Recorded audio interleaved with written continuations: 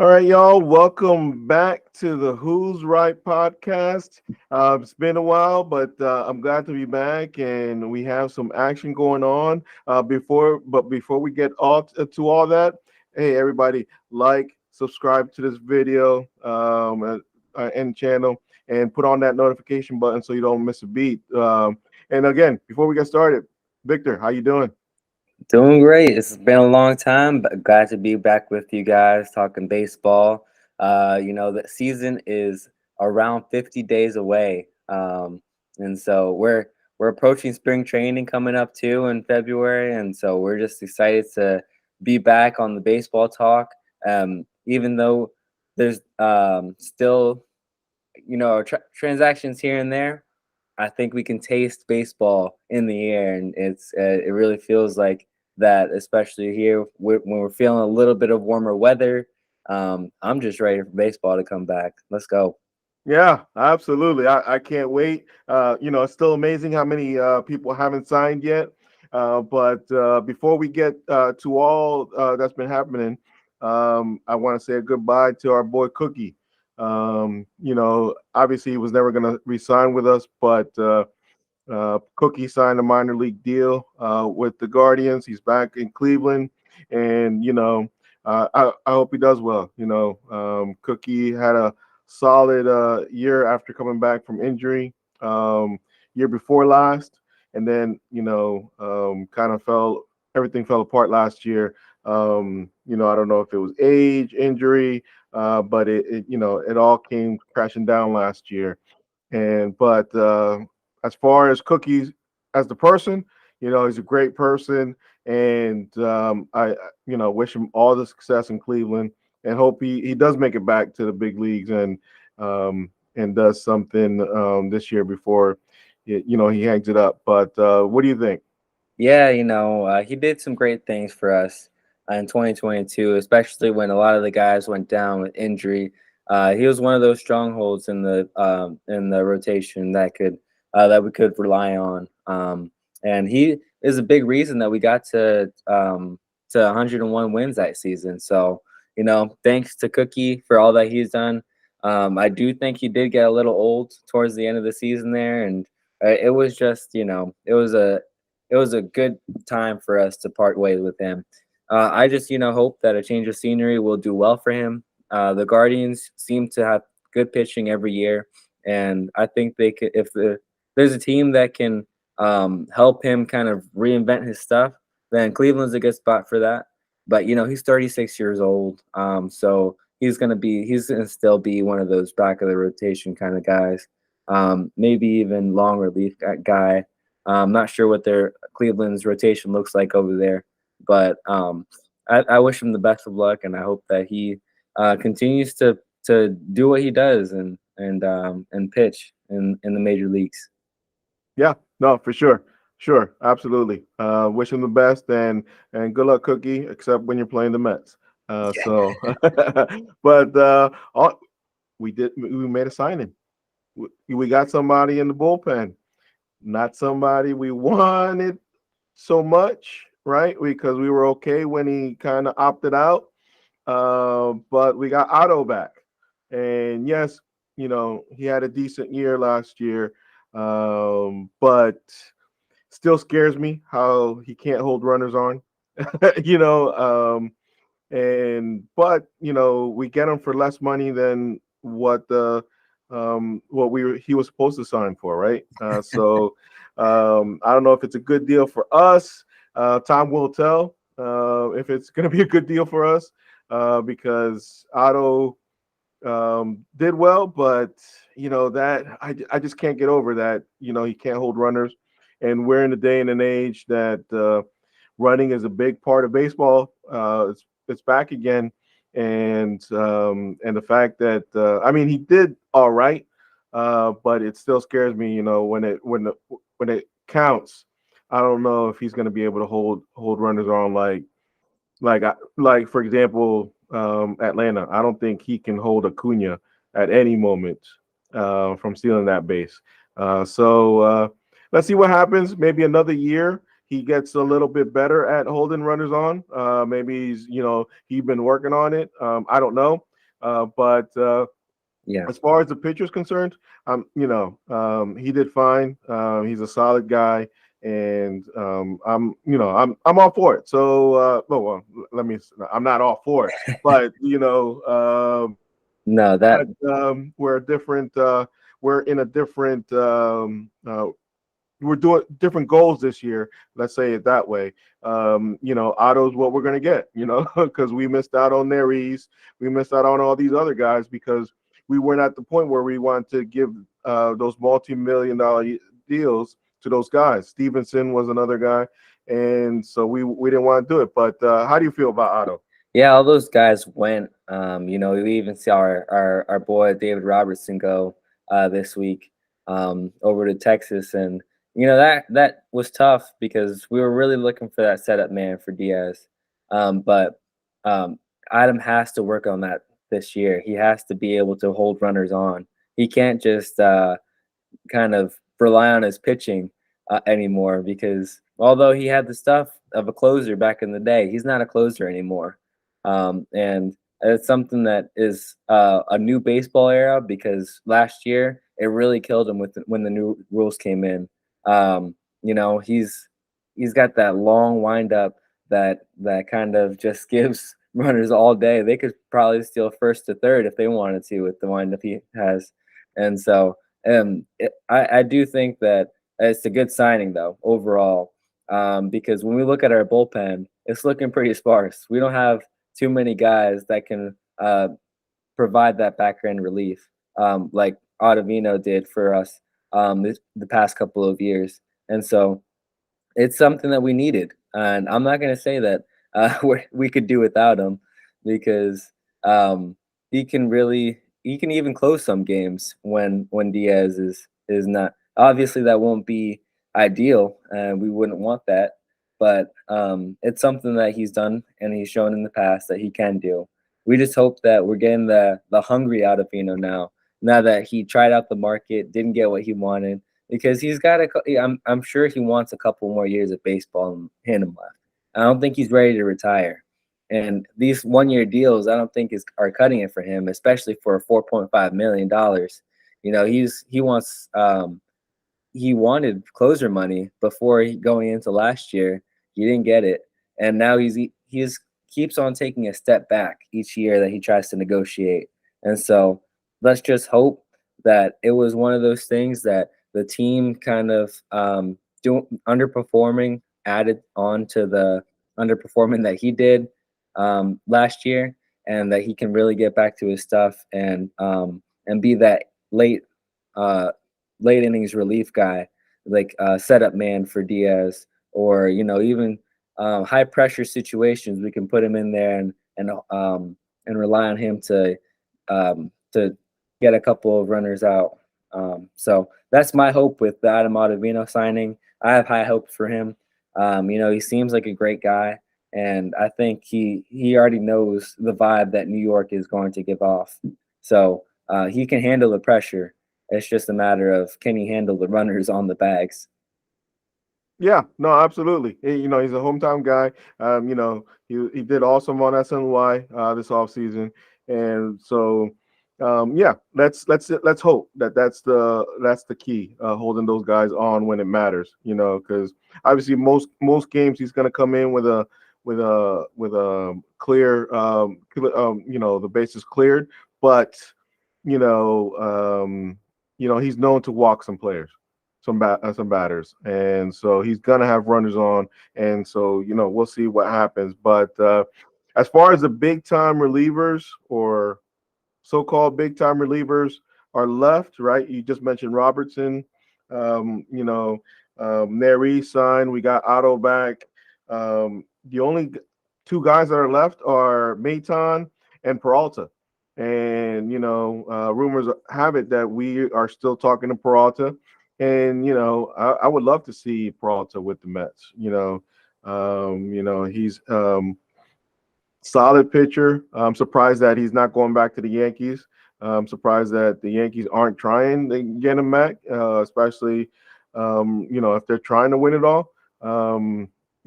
In a way, kind of concerns me. Why aren't they trying to get him back? I don't know if he said he doesn't want to come back to the Yankees um, or the Yankees don't want him, which kind of concerns me. So, but as far as the pitcher is concerned, from what I've seen and his stats and all, we want to see Peralta in the Met uniform. But yeah, that's the latest guy in the rumor mill for the Mets, and I'm hoping that that comes to fruition because our bullpen, even though we added a lot of arms this offseason, we still could use an arm like Peralta to kind of shore it up and maybe he's the eighth inning guy and not Otto, right? Yeah. No, I hope so. If the more relievers, the better. The more options, the better. And you've seen that with the David Roberts. I mean, sorry, the David Stearns philosophy here in this offseason. He's just trying to add on to the numbers, try out these guys, and see if they and throwing uh, things at the wall and seeing if they stick.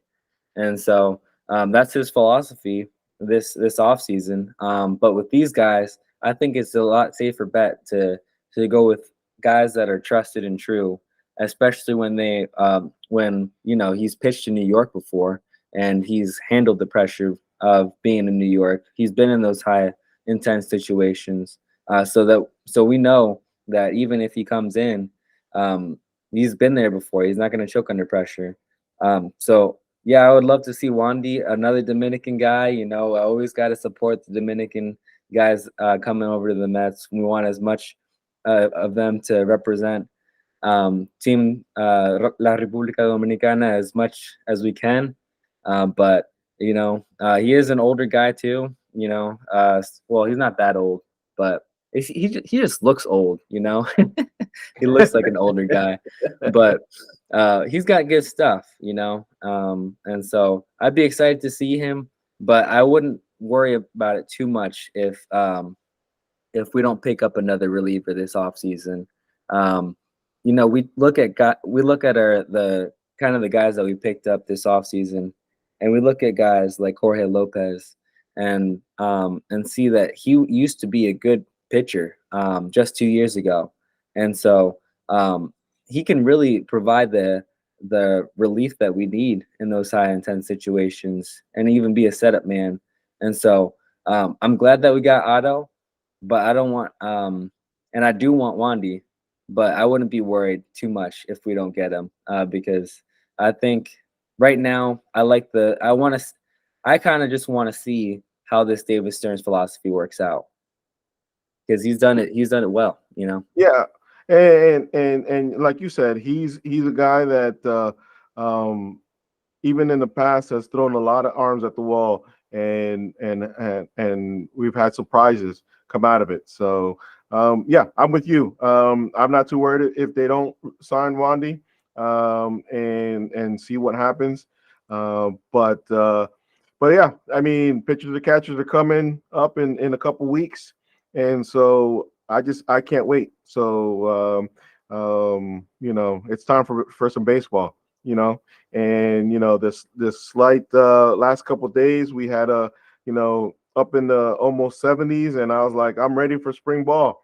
And Yeah. so yeah, bring on the baseball. But one topic that I do want to talk about before we get out of here is Nimmo was number 2 in the top 10 left fielders, and he actually quote tweeted it and kind of high fived it.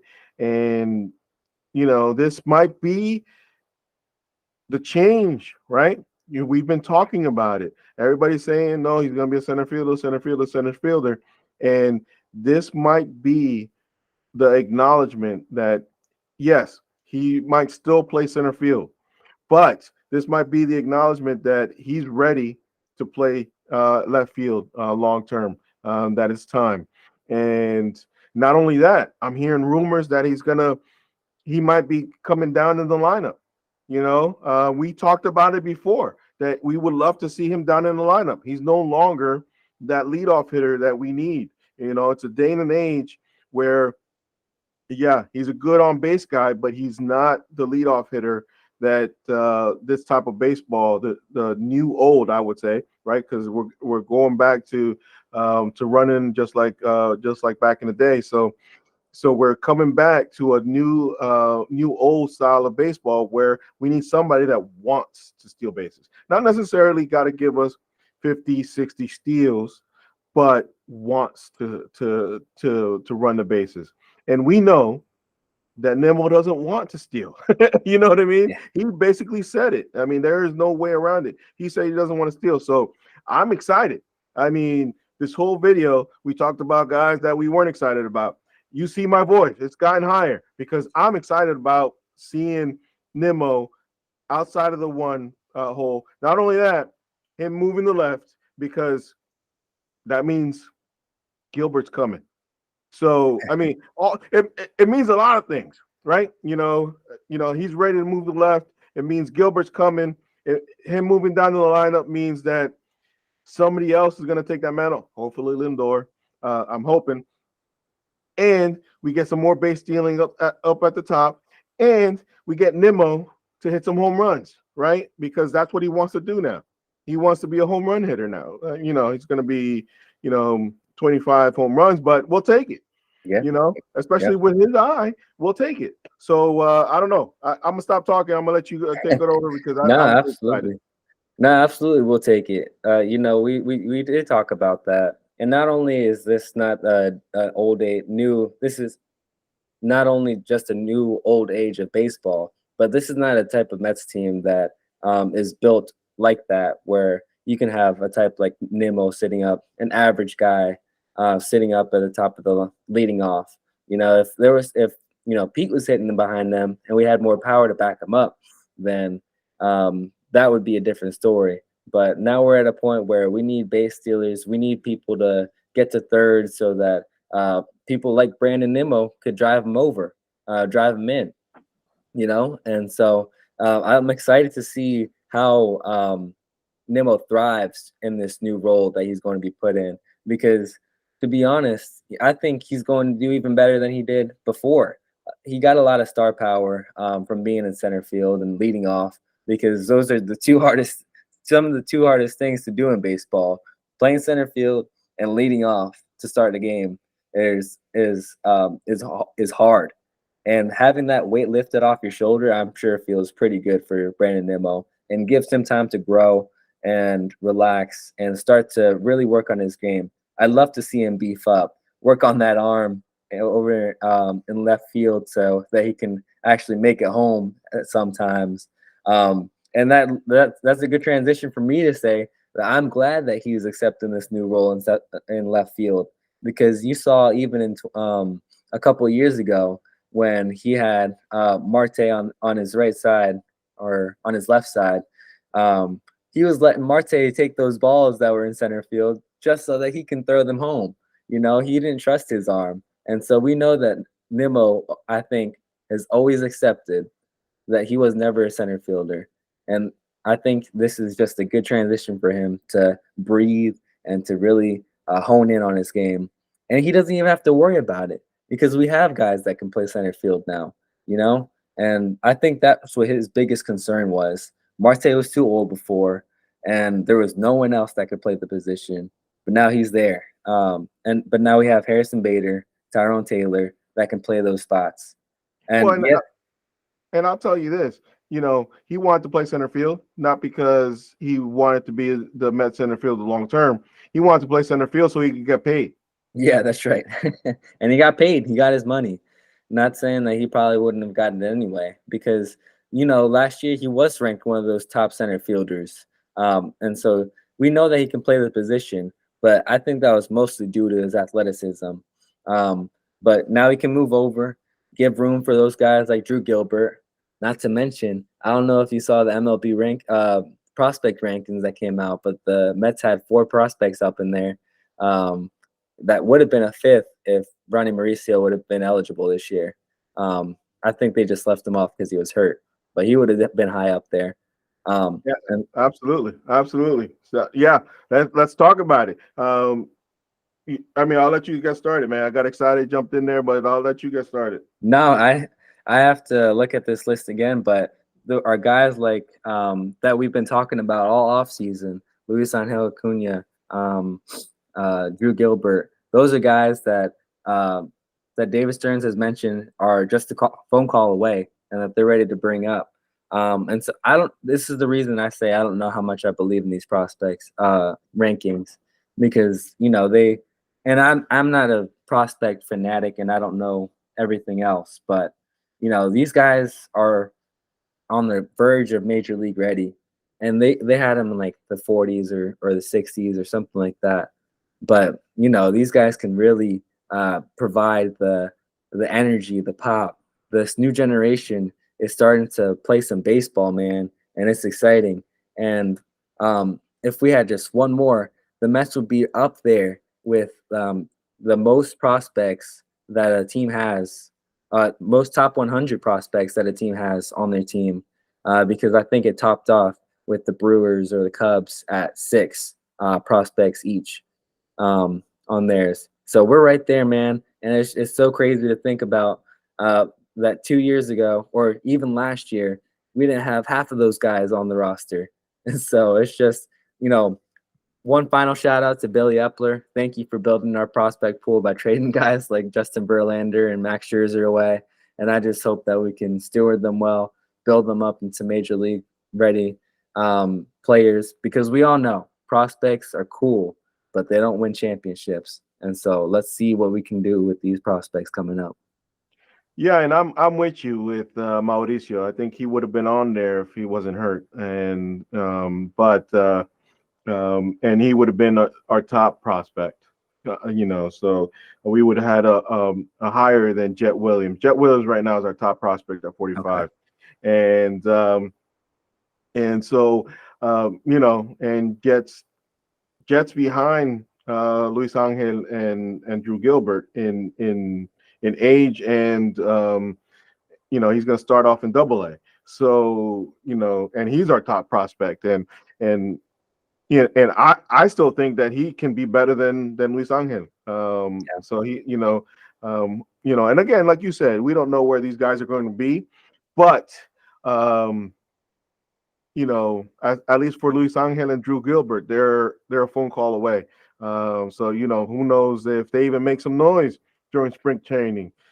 Does Drew Gilbert push the envelope in spring training and say, "Hey, Bader, you're a fourth outfielder, and you're going to be a fourth outfielder"? What do they do, right? If he has an awesome spring, obviously, the old adage is that you can't believe what's going on in March and in September. So but at the end of the day, there's something to see if they do have a spring.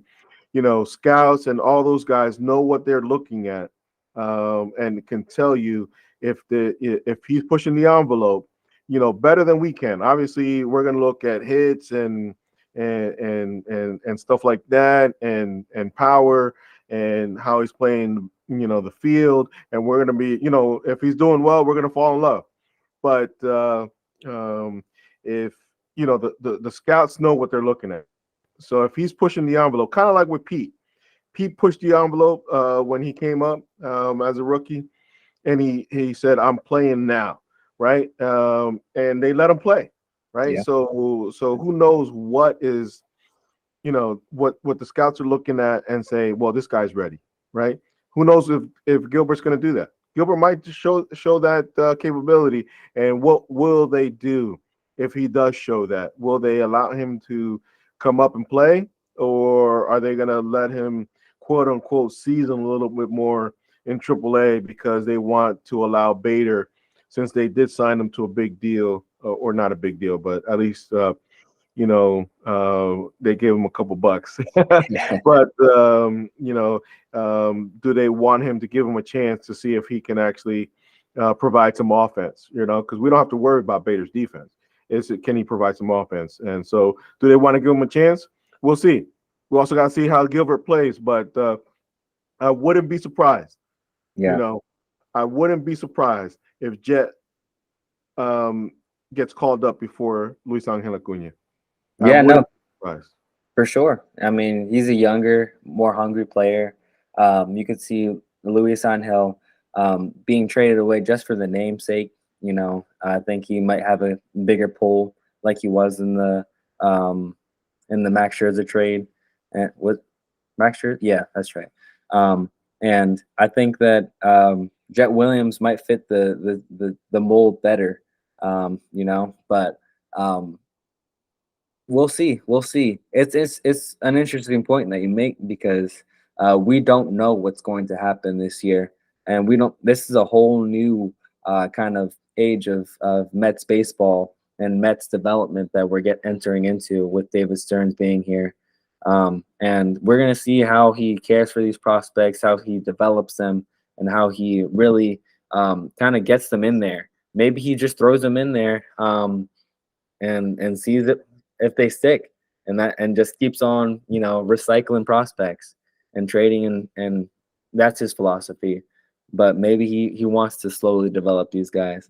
But I will say one thing: prospects are always funner to watch, more fun to watch when they first come up. You just get so excited when you see someone that you've been rooting on for to come up for the past couple of months because they've been killing it in the minor leagues. You know, we saw that happen with the big three last year with Ronnie Mauricio, and then and even Alvarez and Beatty were there at some point, and Vientos to an extent. We all wanted to. We were all cheering once they got up and got their chance, and so I will be excited if these guys get their shot this year and get to prove that they're major league ready. Yeah, no, absolutely, and I'm excited. Who would have thunk it that Nimmo quote tweeting a tweet making him a left fielder would get us on this tangent on getting excited that these young guys are coming up, and I'm hoping that's what happens, right? Right? I don't want to see, I don't want to see too much of a let's keep rotating those prospects in and out. But I do want a couple of those guys to hit, right? Every team needs some of their prospects to hit, right? And then we finish the team off with some other guys just to finish the team off, right? So let's hope. Let's hope. We're 2 weeks away. Excited. I can't wait. And it's time for baseball. It's time to get with it. And guess what? We're still going to see some signings. We still got a whole bunch of uh, uh, players that haven't been signed. That you would think that's already been signed by now. Because we're 2 weeks away. You got Snell and Monty still out there. You got I know he had a bad year, and who knows, but Tim Anderson's still out there, and you got Chapman still out there. So you got all these guys out there, and not a lot going on, but yeah, I think we should end it there, because there's not much else to kind of update. But yeah, we're excited. We want to see it. We're ready. 2 weeks away from pitchers and catchers. I'm already setting up my fantasy team. Can't wait. But before we get out of here, hey, Victor, give your last words. Yeah, don't y'all think that just because spring training is coming means that transactions are going to stop? You're going to see a lot more trades during that spring training, all the way up until opening day. It's going to be exciting to see where these pieces drop, but also where these other pieces go. And so, baseball's here, and well, I can taste it. But the off season is still lingering as well. So, let's go Mets. Let's go after it this year. Yeah, no, absolutely. Hey, everybody, another quick reminder: like, subscribe, hit that notification button. Don't miss a beat, and give me your comments. Let me know what you think. But yeah, spring training's a couple weeks away, and really excited about it. All right, guys. So we'll see you on the next one. Let's go Mets. Let's go Mets.